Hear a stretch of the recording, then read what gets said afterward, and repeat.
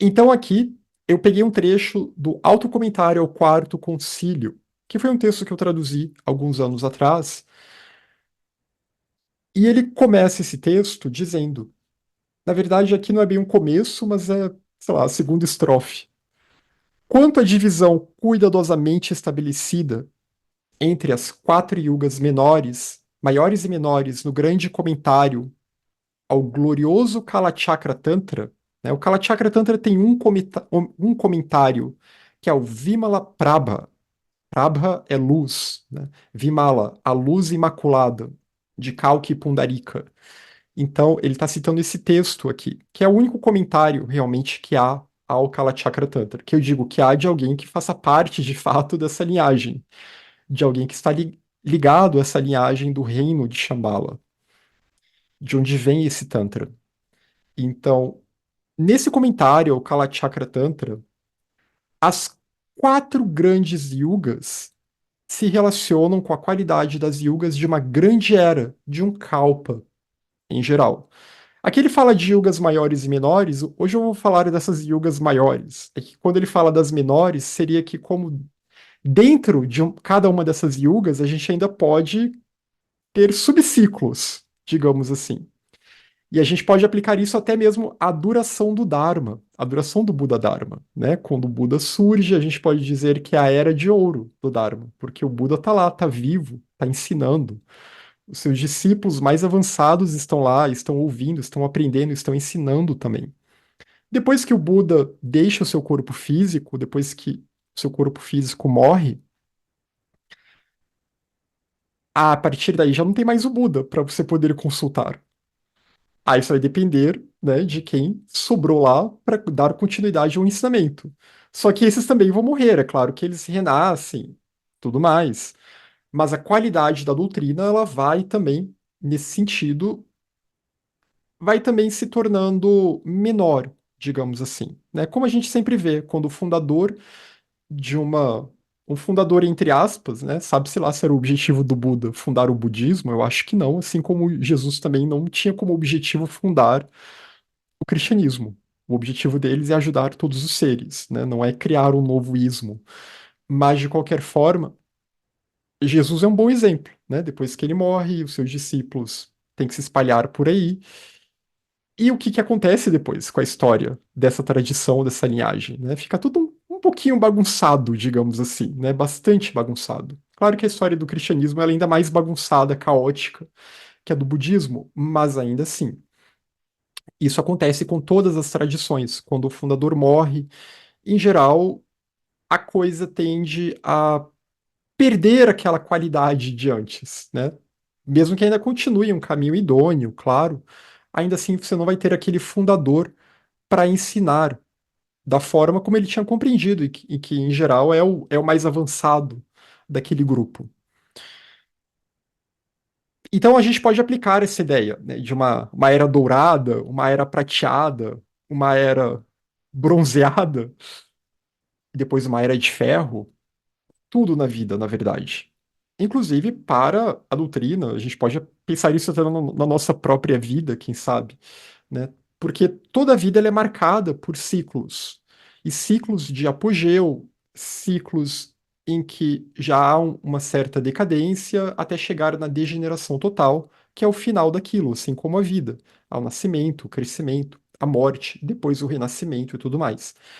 Mas aqui, quando se fala dessas quatro yugas maiores, então ele está falando realmente daquelas eras, aquelas eras que são usadas para contabilizar estágios da vida na Terra, estágios da vida humana, principalmente. Apesar de que, como a gente vai ver, alguns desses números aqui, eles vão muito além da vida humana. A gente vai ver valores gigantescos aqui antes. Aí dá para entender por que que os indianos são tão bons em matemática. As quatro yugas, então, elas compreendem a Krita Yuga, muitas vezes chamada de Satya Yuga também. Satya significa verdade, né? Uma tradução possível. Mas Krita Yuga é o termo que a gente vai ver mais na literatura budista.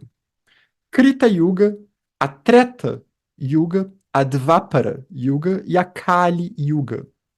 Então, esse é um ciclo que corresponde a uma grande Yuga, há uma grande era, uma Maha Yuga, que se divide nessas quatro eras. E aqui ele vai dizer, então, um conjunto de yugas dura 4.320.000 anos. Tudo isso aqui. E ele está falando de um conjunto só. Porque esse é só um ciclo de yugas, né? Depois vem outro. Depois que a Kali Yuga acaba, vem uma nova Krita Yuga. E aí todo esse ciclo, ele se reinicia. Porque tudo é cíclico. Então, um conjunto de yugas, uma Maha Yuga, isto é, o período total de um ciclo de quatro yugas dura 4.320.000 anos.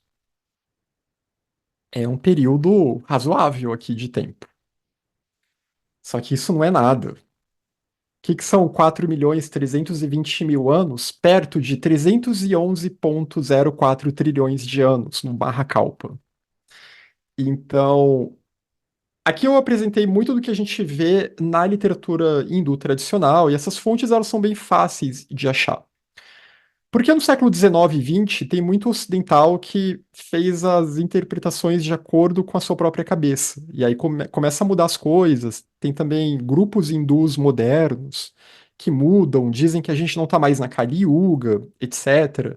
Então aqui eu não vou lidar com esses grupos, eu estou trabalhando aqui com o que teria de mais tradicional realmente nessas fontes. E estão muito próximos de valores também que as instâncias de Dzyan apresentam, né? Acho que desses autores do século XIX, a Blavatsky, por mais que ela seja polêmica, etc., para quem está fora de meios teosóficos, ela foi a que mais respeitou, na verdade, essa literatura aqui, esses cálculos e esses valores. Então, mesmo podendo ter algumas variações. Então, uma Mahayuga, né, um ciclo de yugas, tem 4.320.000 anos. Um ciclo de yugas, ele compreende, né, uma grande yuga, ela vai ter a Krita Yuga. Uma Krita Yuga tem 1.728.000 anos. Se a gente for pensar em termos da nossa vida humana, certamente que um milhão de anos atrás não era exatamente essa humanidade que nós temos hoje, né? Porque a gente vai ter que entender que talvez era a vida da humanidade em outras roupagens, em roupagens mais etéreas, e daí por diante, né? Outras humanidades, entre aspas. Mas é como que estava começando a haver o desenvolvimento dessa humanidade, né? Depois nós temos a Advapara, aliás, temos a Treta Yuga. A Treta Yuga, então, ela dura 1.296.000 anos. Ela já é mais curta, elas vão encurtando de tempo. Temos a Dvapara Yuga, que dura 864.000 anos. E temos a Kali Yuga, que dura somente 432.000 anos. Então a Kali Yuga, que é sempre descrita como a pior das quatro, ela é a mais curta também. Né? Nesse grande esquema, o que são 432.000 anos? Para a gente pode ser muita coisa, mas nesse grande esquema cósmico aqui, ou esse grande esquema da vida na Terra, até que não é tanto. Então, cada ciclo vai ter essas yugas que vão ter esse tipo de duração, né? Como diz a literatura. Um período de Manu, ele vai compreender, então, 71 Maha Yugas. Então, esse ciclo, ele vai girar 71 vezes no Manvantara, num período de Manu, que corresponde a 306.720.000 anos. Quando ele está falando de Manvantara aqui, né, porque tem muita gente aqui que é familiarizado com a literatura teosófica, com as instâncias de Dzyan, a doutrina secreta. Ele não está falando de Manvantara naquele sentido cósmico, mas ele está falando de Manvantara como um período de Manu, entendendo Manu como progenitor da humanidade. E cada humanidade ela tem o seu Manu. E no final de uma Kali Yuga, uma humanidade é destruída e depois surge uma nova humanidade, ou uma nova era da humanidade. Acho que quem leu a Doutrina Secreta está entendendo o que eu quero dizer. Quando vem um novo Manu, então, uma nova humanidade surge e ela vai ter ela vai ter esse seu próprio ciclo. É claro que não vai ser igual, né? A Kali Yuga da humanidade futura não vai ser exatamente a nossa Kali Yuga. Não vai ser igual à nossa, até porque vai ser uma outra constituição de ser, de certa forma, né? É cíclico, mas a gente não volta exatamente para o que foi antes. Então, esse é um período de Manu, né? Um período em que nós temos essas humanidades surgindo, né? E algumas literaturas falam em sete Manus, né? Os sete Manus, os sete progenitores da humanidade. Sete humanidades ligadas a esse tipo de Manu. Manu aqui seria, a gente pode pensar o homem prototípico, homem no sentido humano, né? O ser humano prototípico. Então, a literatura teosófica, ela vai usar um termo que hoje em dia é muito problemático, e por isso que eu estou evitando de usar aqui, que é o termo raça raiz. Porque isso foi mal interpretado e as pessoas acharam que tinha uma ideia racista ali, né? Mas na literatura tá assim, porque foi escrito no século XIX, foi traduzido depois, século XIX, início dos 20 também, né? Mas aqui está bem em consonância com o que a gente vê nessa literatura, né? E até a Ismênia aqui comentou as sete Manus, cada um para uma dessas sete humanidades ou sete raças raízes, como depois a teosofia vai chamar no século XIX, né? Mas isso é falado na literatura indiana, mas sem aqueles detalhes que a literatura teosófica dá, da antropogênese, das instâncias de Dzian, da doutrina secreta, né, que vai falar por exemplo, a sexta humanidade, ela vai ser andrógina, a sétima, ela já vai ser totalmente sutil e serão Dianes, né, habitando um planeta, e o planeta vai ser diferente, vai ser uma outra atmosfera, não serão seres materiais do jeito que a gente entende, né, com essa materialidade tão grosseira que a gente tem.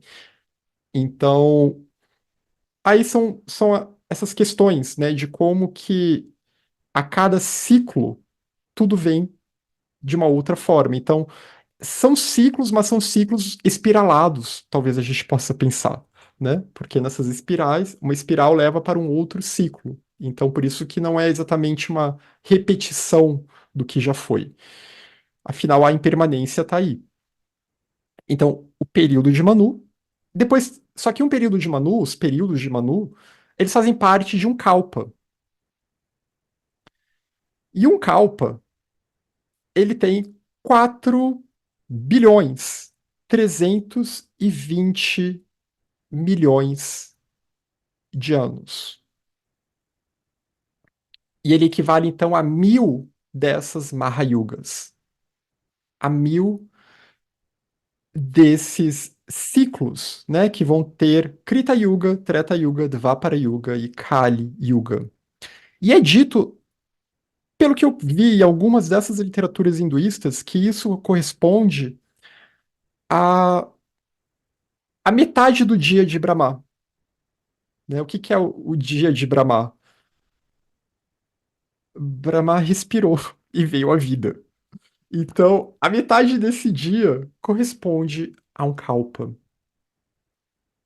Seriam as 12 horas de um dia de Brahma.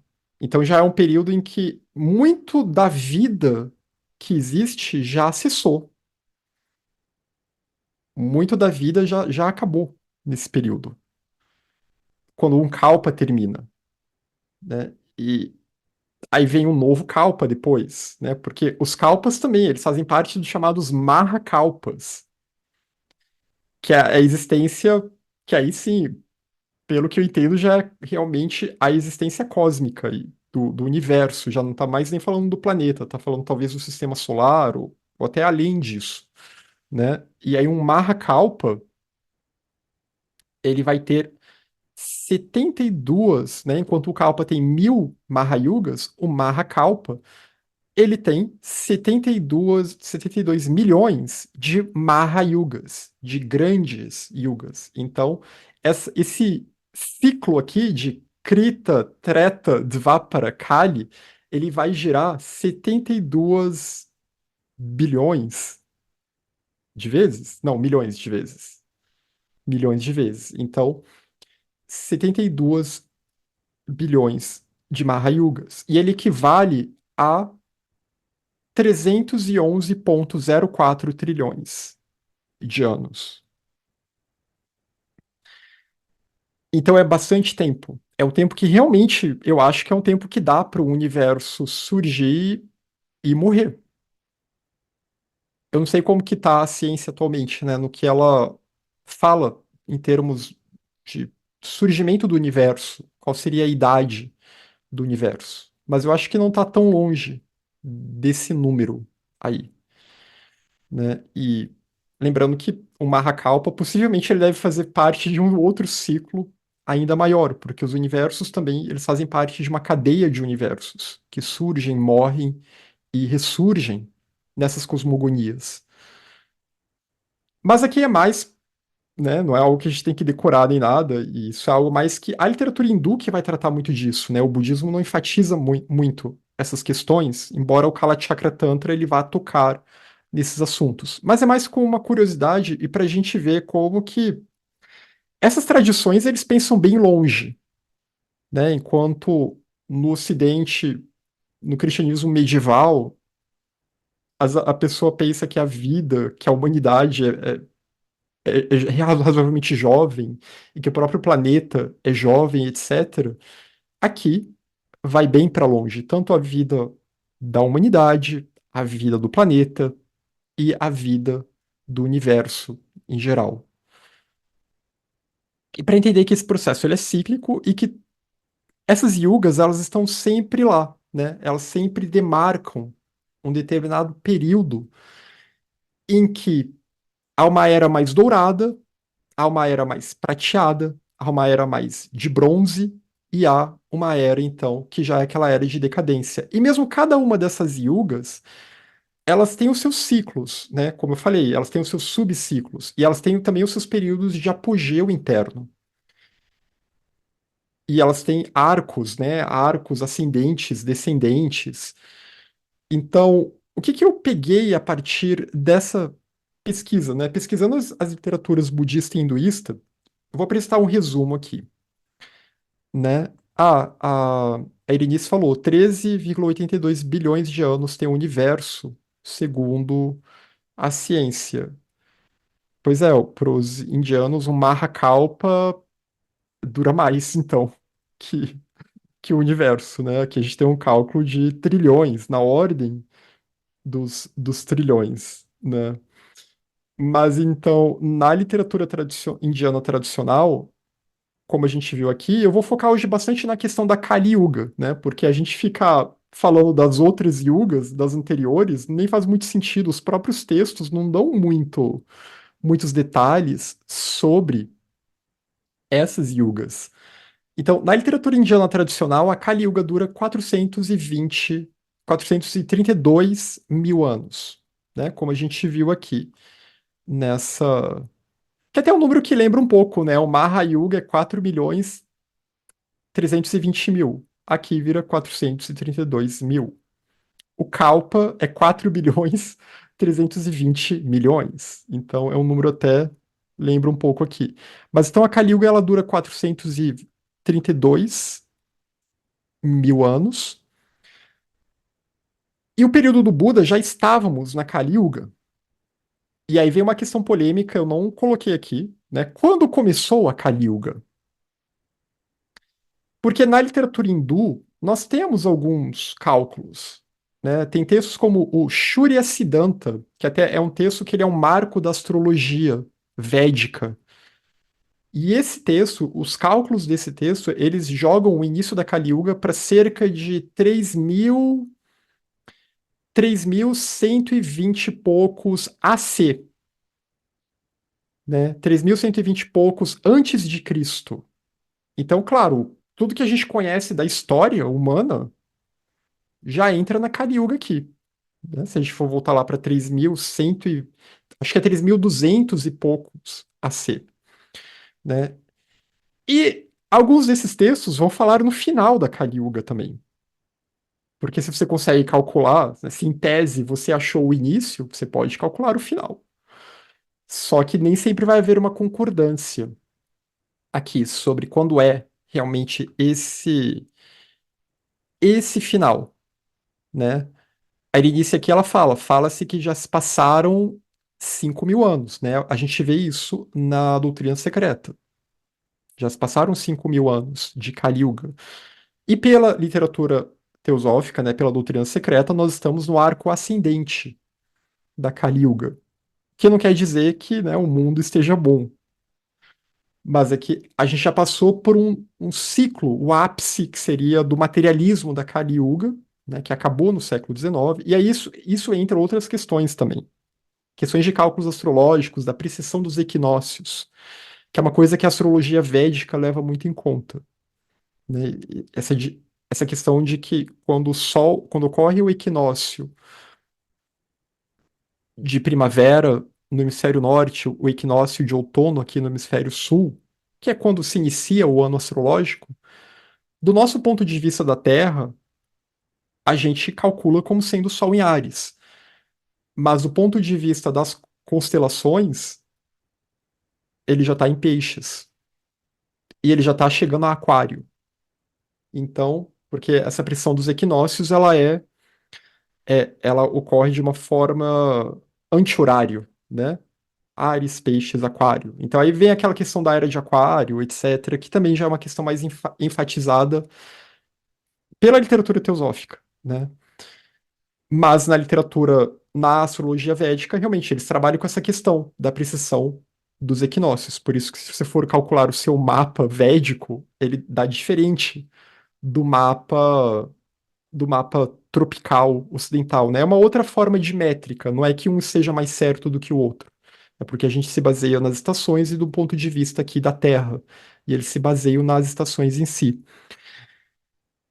Então, o Diego perguntou: será que nesse tempo de um Kalpa a gente consegue se iluminar? Eu espero que sim.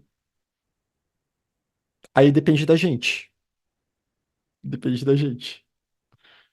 Num período de Manu, né? Num período de Manu, a ideia é que esse período seja bem aproveitado. Mas então, essa literatura, ela vai ter muitos cálculos e ela vai falar bastante sobre quando começa, quando termina, só que aí vai haver variações, vai haver questionamentos.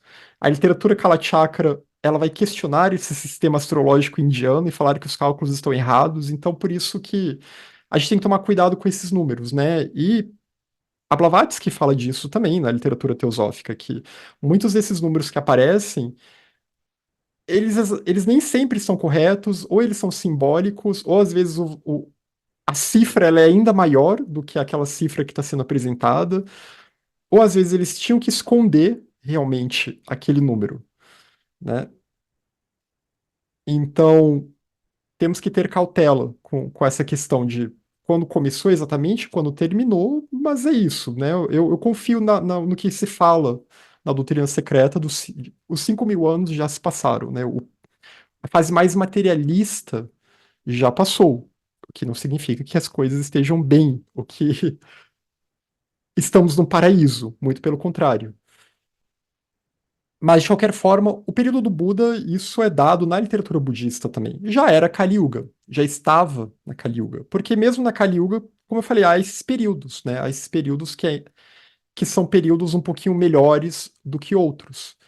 No século XIX, não tinha Buda no planeta. No século XIX, você tinha outras coisas ruins acontecendo. Muitas coisas ruins acontecendo.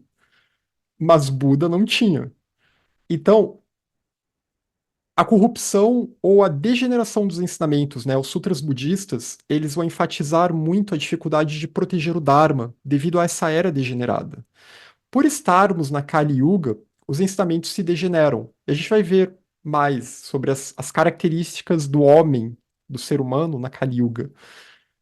Então, sempre que surge ensinamento, sempre que surgem grupos, sempre que surge um esforço de fazer algo, aquilo vai se degenerar porque é da natureza da Kali Yuga a corrupção, né?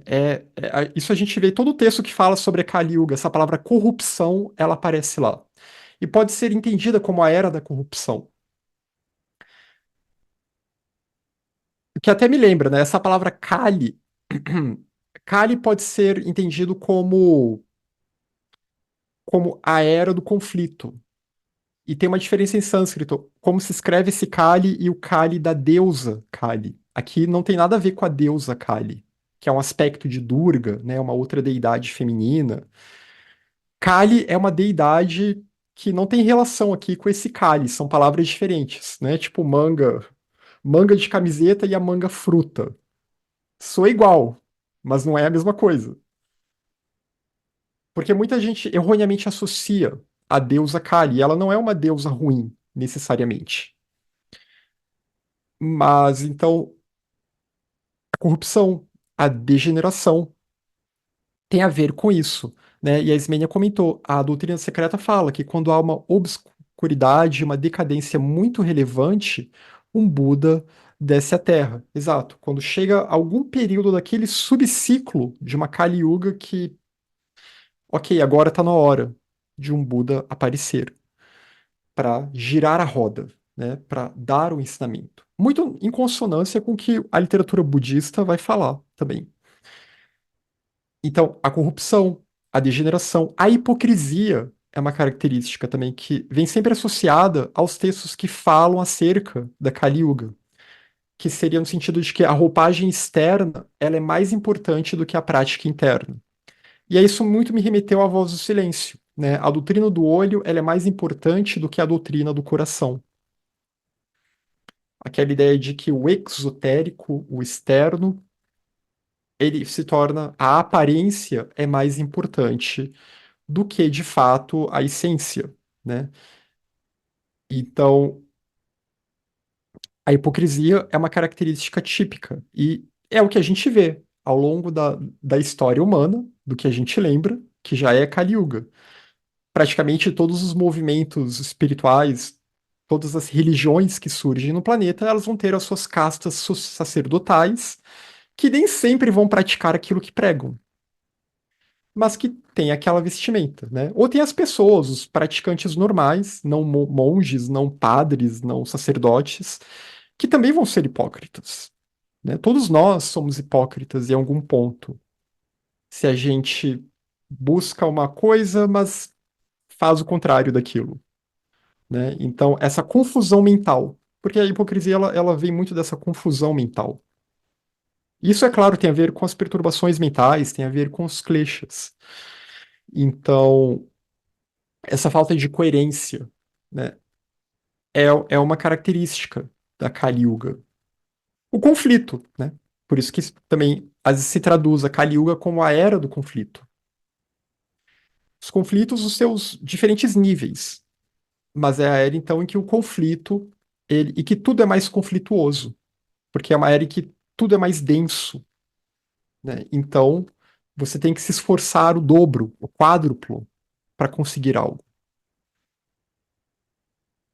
A ênfase da Kali Yuga, exatamente, Erinice, corrupção e confusão. E tem textos, ou acho que eu não cheguei a trazer, não trouxe, a gente vai ver isso mais adiante. A diminuição da expectativa de vida. É difícil chegar até os 100 anos, e é difícil passar dos 100 anos, podendo haver períodos de diminuição ainda maior da expectativa de vida. Então, tem ciclos dentro da Kali Yuga que essa expectativa de vida ela pode cair ainda mais. O Bhagavata Purana, ele fala que pode chegar um momento, isso ele está jogando para o futuro, ele não está nem falando do passado. Pode chegar um momento que a expectativa de vida pode chegar a 20 anos. Então, não sei se é isso mesmo, né? Não sei. Mas eu achei curioso esses dias, eu vi uma notícia. Porque no século XX a expectativa de vida aumentou muito, né? A população mundial aumentou muito e a expectativa de vida também. Hoje em dia nós temos países como a Itália, o Japão, em que você chegar a 80 anos de idade é o mínimo da sua obrigação, é normal, né? O Brasil nem tanto ainda. Só que eu vi um estudo científico falando, foi publicado num jornal, acho que no Globo, né, uns cientistas que publicaram um relatório dizendo que nas próximas décadas vai ficar cada vez mais difícil chegar aos 100 anos de idade. Que a gente está vendo uma piora desses índices de qualidade de vida, né? E aí tem a ver com várias questões econômicas, com a alimentação e tudo mais, com as mudanças climáticas, né? Essa questão da mudança do clima. E tem tudo a ver com isso. Mas então a gente pode pensar, né, que nada é garantido. Não é porque hoje as pessoas chegam até, conseguem chegar talvez até 100 anos, algumas ainda assim, né, um número pequeno, que isso só vai aumentar, né? Quando a gente pensa dessa forma de ciclos e subciclos, essa ideia de que a gente está sempre caminhando para um progresso linear, ela é abandonada. É espiralado, né? É sempre dito que um próximo ciclo possivelmente será melhor do que esse, né? Porque houve aprendizados. Possivelmente. Só que não é um progresso linear, né? Tem muitas instabilidades aí no caminho. Então, há uma diminuição da expectativa de vida na Kali Yuga. Difícil chegar até os 100 anos, difícil passar dos 100 anos, podendo haver períodos de diminuição ainda maior da expectativa de vida. Uma dieta dependente de animais e mentes cada vez mais entorpecidas. Então, isso também a gente vê nos textos, essa ideia de que os animais eles começam a ser mais explorados na Kali Yuga para uma série de coisas. E a alimentação, principalmente, né? O ser humano ele se torna cada vez mais dependente, viciado numa alimentação baseada em alimentos de origem animal, principalmente alimentos que tiram o sangue do animal, né? Então a crueldade com os animais, a violência contra os animais, ela piora na Kali Yuga. E mesmo numa Kali Yuga, há os subciclos. Como, né, a gente está falando aqui, há épocas mais douradas e épocas piores. Há épocas em que aparecem Budas, né, como a Ismênia tinha comentado. Há épocas em que não tem Budas. Há épocas em que o Dharma está indo ladeira abaixo. Então, há esses ciclos e subciclos mesmo dentro dessa Kali Yuga. A Silvana perguntou algo interessante, né? Se em termos de características, há uma relação dessas yugas com as estações do ano. É interessante, eu não cheguei a ver algo sobre isso, né? Talvez possa ter, sim. Quando a gente pensa essa questão do clima no planeta, a doutrina secreta é que vai falar disso, né? Que a Terra ela passa pelos seus períodos, isso a ciência também fala, claro, seus períodos de resfriamento e seus períodos de aquecimento, né? Isso tem a ver com o próprio movimento da Terra em torno do seu eixo. E hoje os cientistas falam também, né, já é um consenso científico de que o ser humano ele está acelerando o processo de aquecimento, né? Porque ele já era um processo que vinha acontecendo naturalmente e o ser humano foi lá e pensou, deixa eu ajudar aí, deixa eu jogar gasolina nesse fogo, né? Botar um foguinho aqui, e ali. E é claro que isso contribui, né? E talvez seja até profetizado, não sei, que o ser humano tenha um papel nisso, né? Já porque o ser humano ele vai se tornando cada vez mais um ser ativo em como ele molda a natureza. A ciência hoje em dia fala no antropoceno, né? Como que o planeta hoje em dia, ele, na verdade, a gente está vivendo uma era em que é uma era que depende muito mais do ser humano, o ser humano afetando o planeta do que nós sendo afetados por ele, de certa forma, nessa questão do clima e tudo mais. Então, talvez seja até profetizado mesmo. Não, isso vai acontecer e vai ser em parte por causa das ações humanas, realmente, né? Mas é interessante. Ah, sim, essa associação com inverno, verão, porque são quatro, né? Dá para pensar nas quatro estações. Também é algo que a gente vê na doutrina secreta, né? Quando chegou um momento em que começou a haver um resfriamento do planeta, e foi aí, inclusive, que a humanidade começou a explorar mais os animais, porque estava mais difícil de arranjar alimento vegetal. Então, e a Kali-yuga, ela é associada realmente, simbolicamente, a esse inverno, né? Embora atualmente estamos vivendo um período de derretimento, mas a gente vê simbolicamente ela associada a essa ideia, né? Porque o gelo queima, o gelo ele representa escassez e tudo mais. E tem outras literaturas, né? Outras literaturas que vão. Aí, como eu falei, vai ter literatura do século XX que vai dizer que a Kali Yuga já acabou, que vai até mudar a ordem, vai dizer que a gente está numa Dvapara Yuga, mas na literatura clássica indiana, é sempre importante frisar na literatura clássica indiana, quando a Kali Yuga acaba, a gente não volta para trás, não volta para Dvapara, para Treta. Acabou uma era ruim, a gente volta para a Era de Ouro. Acabou a Kali Yuga, é uma nova Krita Yuga. Porque o final da Kali Yuga é a destruição. Então, aquele fogo queimou, né? Aí já parou de ser inverno. Aí veio o fogo, queimou tudo e vem, então, uma nova Era de Ouro. Esses dilúvios, né, que são vistos na história em várias tradições, eles representam muito isso também. O dilúvio da Atlântida, que aí ou a gente toma isso como algo mítico ou como algo literal. O dilúvio, que é falado em Noé, no Vishnu Purana também, na tradição hinduísta se fala num dilúvio. Então várias tradições vão ter essa ideia, né? E aí tem aqueles que sobram, aqueles que vão manter a tradição, tem reformadores que aparecem. Então isso representa muito essas mudanças de ciclo também.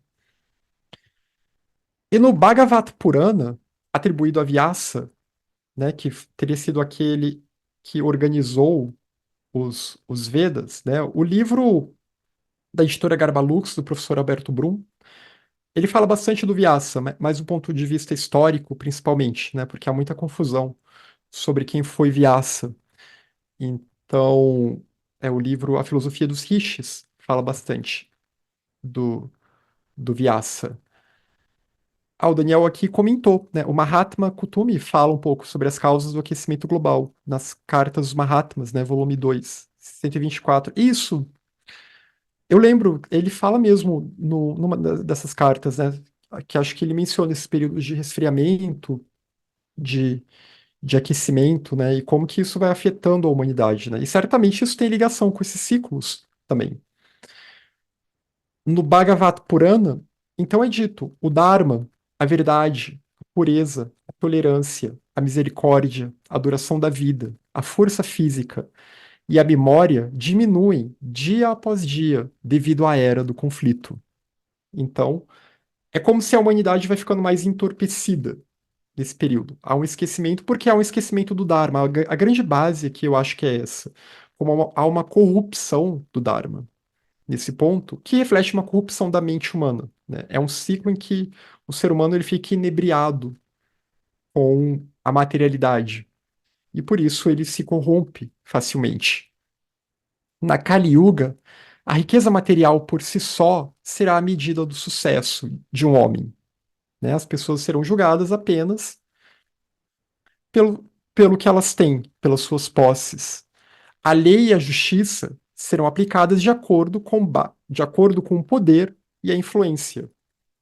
O que a gente vê mundo afora, na verdade, né? A gente associa muito ao Brasil, mas eu posso garantir que no planeta inteiro é muito difícil que certos bilionários possam ser presos. O poder e a influência sempre, né? Os poderosos sempre dando um jeito de burlar a lei. A lei nem sempre vai valer para todos, né? Então, a lei e a justiça, elas acabam beneficiando quem tem poder naquela sociedade. Homens e mulheres se unirão apenas por atrações superficiais. Então, o que que une as pessoas? Aqui já está falando da questão dos casamentos, né? E aqueles casamentos na Índia. Mas o que une as pessoas serão questões superficiais e materiais, né? As uniões ou por interesse ou por uma atração que é física, mas que não sabe se há realmente um objetivo maior naquela relação. O sucesso nos negócios estará assentado na habilidade de enganar os outros. Então, né, o que que é uma pessoa bem-sucedida na Kali Yuga? É uma pessoa que acumulou bastante. E quem acumulou bastante, muitas vezes, é quem se deu bem em enganar os outros de alguma forma, né? Ou vendendo. Como é que se fala? Vendendo lebre por gato, né? Eu acho que é isso. Essa é a expressão, né? É aquela pessoa que tem astúcia, né? Então é aquela pessoa que vai gato por lebre. Aquela pessoa que vai vender. Atualíssimo esse texto, né? O Silvio comentou. E é muito atual, porque no fundo Muitas dessas questões humanas, elas estão aí. Estão aí desde 4.000, 5.000 anos atrás, 3.100 anos atrás, sei lá quando começou a Kali Yuga, mas elas estão aí, né? Desde que a história é história, elas estão aí. Um homem, ele será considerado Brahmani apenas por usar as vestimentas. Aquela coisa. Usou as vestimentas, a aparência é o que importa mais. Logo, ele é um Brahmani, ele é um santo, ele é um iluminado. Os locais sagrados não terão água o suficiente, apenas a uma distância considerável. Isso eu achei curioso, né? Mas eu acho que eu pensei porque a água, ela é muito importante para ritos de purificação. Então, eu acho que o que está sendo dito aqui é que os templos eles não serão purificados de uma forma adequada, né? Para que as pessoas também se purifiquem, para que elas possam, né? A água, ela tem esse simbolismo e, de fato, ela exerce uma purificação sutil também. A beleza será avaliada de acordo com o estilo de penteado. Isso aqui também é uma questão bem da Índia que está sendo mencionada, porque as castas na Índia elas se diferenciavam muito pela forma como o cabelo da pessoa era organizado. Então, o status daquela pessoa tinha muito a ver com o seu penteado. E aí entra naquela questão das castas, né? A pessoa de uma casta inferior, ela não vai ser considerada bela, ela não vai ter valor atribuído a ela. A população da Terra se corromperá, e a classe social que demonstrar mais força e poder dominará todas as outras. Os cidadãos sofrerão profundamente com o frio, o calor, o vento, a chuva e a neve. Eles serão atormentados ainda por disputas, pela fome, pela sede, pelas doenças e por uma angústia profunda. Muito atual, não é mesmo? Quando o mantenedor do Dharma, aqui ainda no Bhagavata Purana, quando o mantenedor do Dharma, o senhor Kalki Avatar, surgir ao final da Kali Yuga, a Satya Yuga terá início, ou a Krita Yuga. Então, quando o Kalki Avatar aparecer, no final dessa Kali Yuga, aí é o fim. E começa uma nova era dourada, começa uma nova Yuga, começa um novo ciclo também, uma nova Maha Yuga, né? Começa um novo ciclo de yugas. Lembrando que Kalki em sânscrito significa aquele que destrói a corrupção e o mal. Por isso que nessas literaturas que vão falar das yugas e das eras, eles vão ser chamados de Kalki, Kalki Avatara. No Kalachakra Tantra também vai se usar esse termo, Kalki. A gente vai ver aqui mais adiante. No Sutra do Lótus, agora indo para um sutra, né, voltando aqui para o budismo propriamente dito e para um sutra Mahayana. No Sutra do Lótus é dito: além disso, ó Shariputra, os Tathagatas, os Arhats e Budas aparecem no momento da corrupção da era, né, nesse momento de corrupção da Kali Yuga, ou no momento da corrupção dos seres vivos, ou no momento da corrupção das impurezas, no momento das falsas visões, ou no momento da corrupção do tempo de vida, né? Corrupção do tempo de vida no sentido de que o tempo de vida fica mais curto, as impurezas se espalham, as falsas visões, as visões errôneas, anti-dharma, se espalham. E aí, esse é o período, então, que os Budas aparecem para girar a roda do Dharma e ensinar os seres. Como a Ismênia aqui tinha comentado, né? Aquele período em que há, no ciclo da Kali Yuga, uma grande corrupção, os seres estão ficando sem saída, né? Mesmo os que buscam estão ficando sem saída, é chegada a hora de um Buda vir ao planeta, de um Buda nascer no planeta, né? Buda vira, não tô falando que o Buda é ET, não, gente. O Buda ele é humano, mas é no sentido de que é chegada a hora, então, daquele que está quase para alcançar o estado de Buda renascer no mundo e se tornar um Buda para o benefício da humanidade. Por isso que o surgimento de um Buda no planeta, ele depende do karma coletivo. Não é só uma vontade do Bodhisattva de, agora eu quero renascer. É por isso que Maitreya, o próximo Buda, ainda não renasceu. num corpo humano para se tornar um Buda? Porque não é chegada a hora. O karma da humanidade ainda não chegou nesse momento. E os textos, hoje eu não vou trabalhar com isso, mas a gente vai trabalhar depois com a questão da doutrina, né? A duração da doutrina do Buda. O budismo tem validade. Os sutras já dão a data. Começou aqui, vai terminar ali. E a gente vai ver mais sobre isso na próxima reunião. Uma tarefa muito difícil, agora o Sutra da Terra Pura, o Sukhavati Sutra. Uma tarefa muito difícil foi realizada pelo abençoado Shakyamuni, o sábio dos Shakyas, o monarca dos Shakyas. Depois que ele despertou para o despertar insuperável, perfeito e completo neste mundo, Sarra, ele ensinou um Dharma que o mundo inteiro estava relutante em aceitar. O mundo estava relutante porque o mundo estava na Kali Yuga já. Na era da corrupção, na Kali Yuga, no momento da corrupção dos seres vivos, no momento da corrupção das visões, né, em que as falsas visões se espalham, no momento da corrupção da expectativa de vida, no momento da corrupção das impurezas, em que as impurezas se espalham. Então, ele veio e realizou essa tarefa para aqueles que estavam dispostos a ouvir, para aqueles que estavam dispostos a tentar auxiliar os seres na Kali Yuga. O Shantideva, ele fala no Siksa Samuchaya e acho que no Guia do Estilo de Vida também, que tanto maior é o mérito daqueles que numa era de degeneração lutam para promover o Dharma idôneo no planeta, né? Para serem os guardiões desse Dharma idôneo. Porque é a via de saída. Não dá pra gente ficar esperando a Kali Yuga acabar. Não dá pra ficar esperando o sofrimento acabar. Até porque em muitos desses textos é dito que nem todo mundo passa para o próximo ciclo. Tem os que ficam para trás. Quando uma Yuga, uma Kali Yuga acaba, e até como algumas dessas sub-eras acabam, nem todo mundo vai continuar a ter acesso a determinados ensinamentos. Então, por isso que é importante aproveitar o tempo. No Mahabharata, agora voltando para a literatura indiana, a Elinice comentou: a fake news já deve apontar a fase das falsas visões. É, o século XIX, XX, né, teve muita aquela coisa do iluminismo, da preocupação com o método científico, uma verdade objetiva, que tem seus problemas, mas que ajuda a gente a viver de acordo no mundo material. E isso também está morrendo agora, né?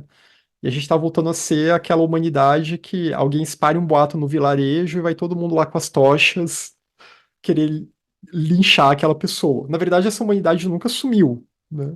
Só que agora isso está voltando muito a ser aquele modo de vida.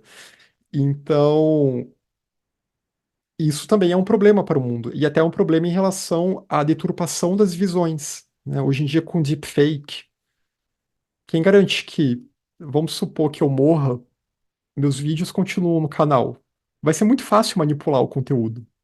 Você pega lá com a inteligência artificial, muda o que está sendo dito, a voz vai continuar igual, né? Então, realmente, a tendência, até pelo que a tecnologia aponta, na minha opinião, isso aqui, né, é achismo meu, não é algo que está nos textos, e eu não gosto de jogar muito achismo meu, mas o meu achismo é que realmente a busca da verdade, ela vai ficar muito mais difícil nas próximas décadas. Porque a desinformação, e aqui eu não estou falando de questão política, estou falando até em questão de busca espiritual mesmo, né? A deturpação dos materiais, ela vai ficar ainda maior, né? Então, serão períodos complicados, realmente. E a gente vê que a evolução tecnológica não necessariamente caminha, né? A evolução material com a evolução espiritual, né? Com a melhora espiritual.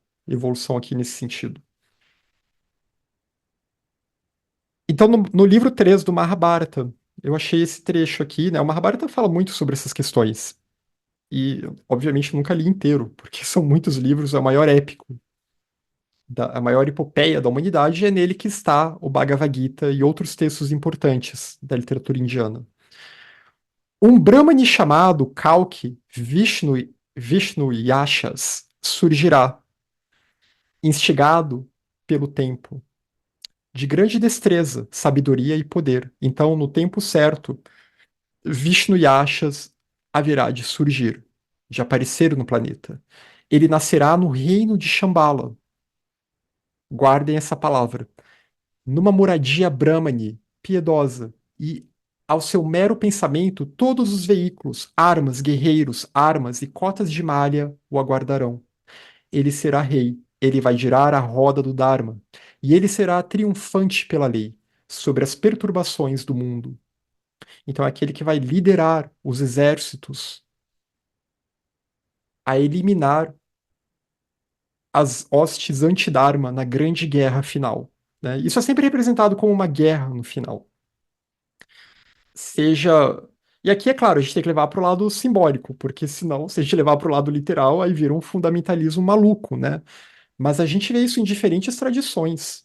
Né? A ideia de que no final virá um grande reformador, e esse reformador ele vai ter que liderar um exército para uma batalha final.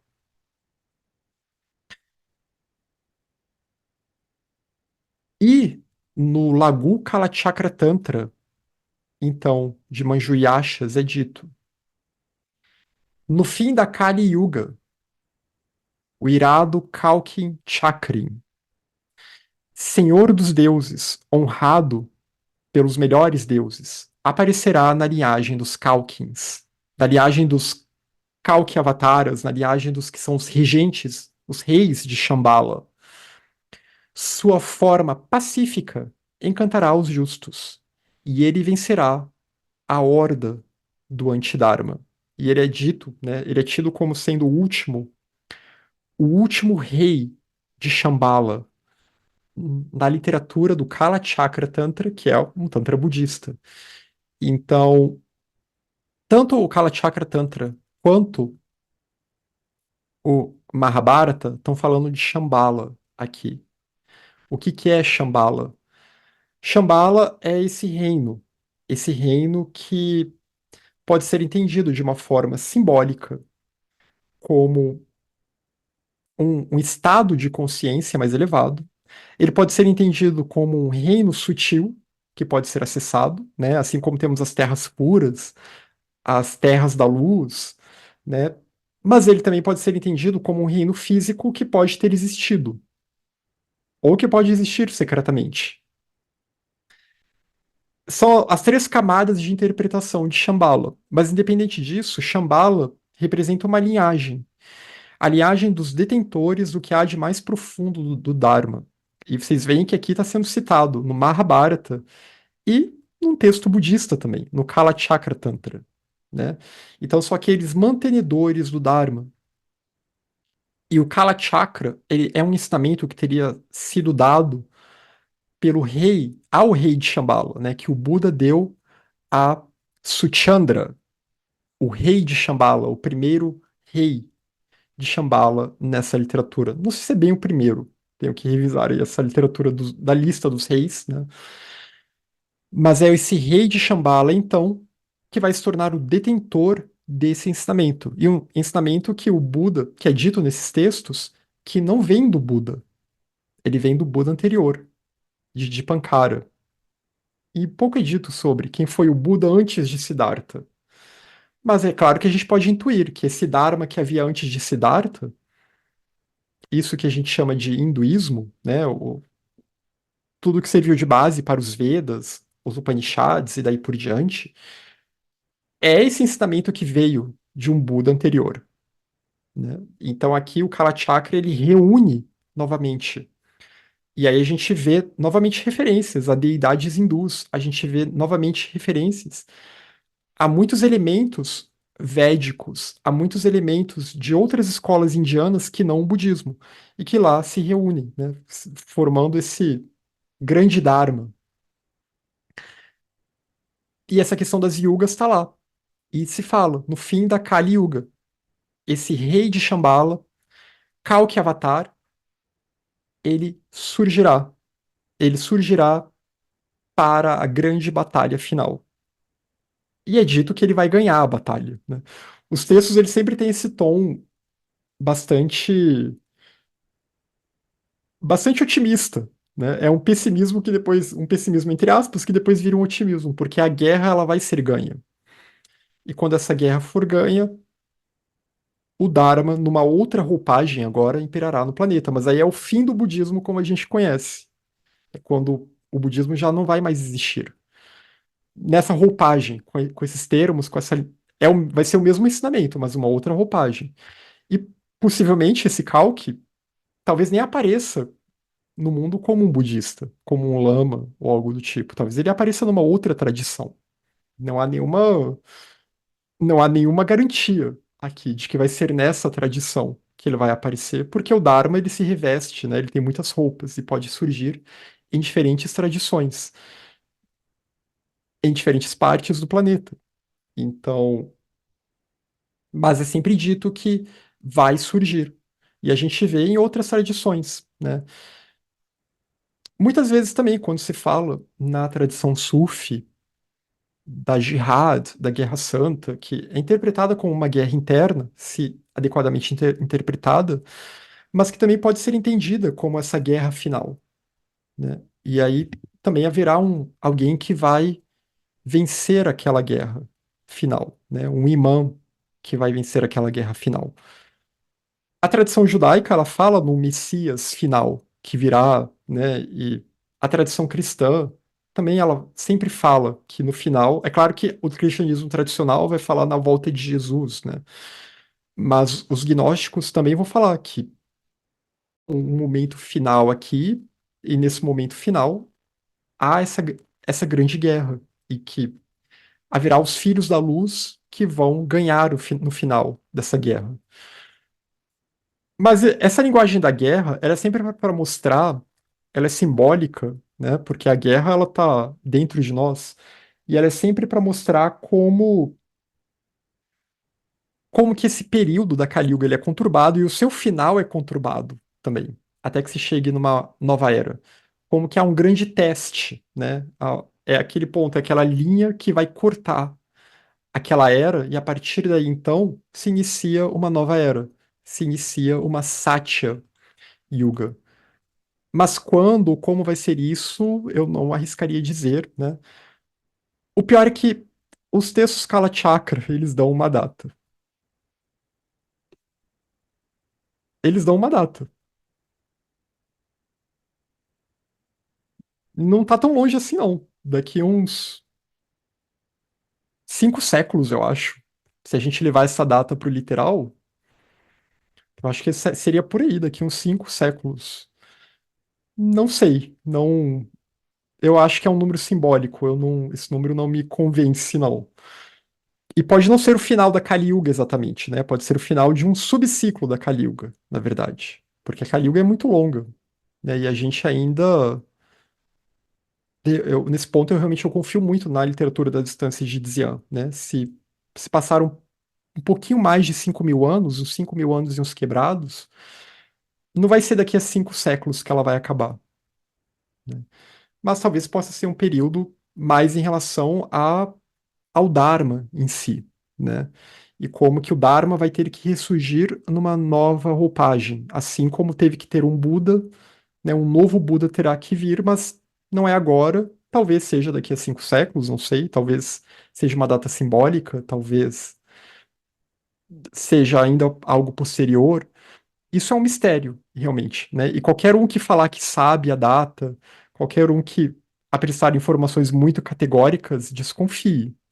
Porque essa literatura tradicional, ela nunca é muito, ela nunca é tão categórica assim em relação a essas questões, né? E a literatura esotérica, muito menos. Muito do que está lá é simbolismo, muito do que está lá é cifrado.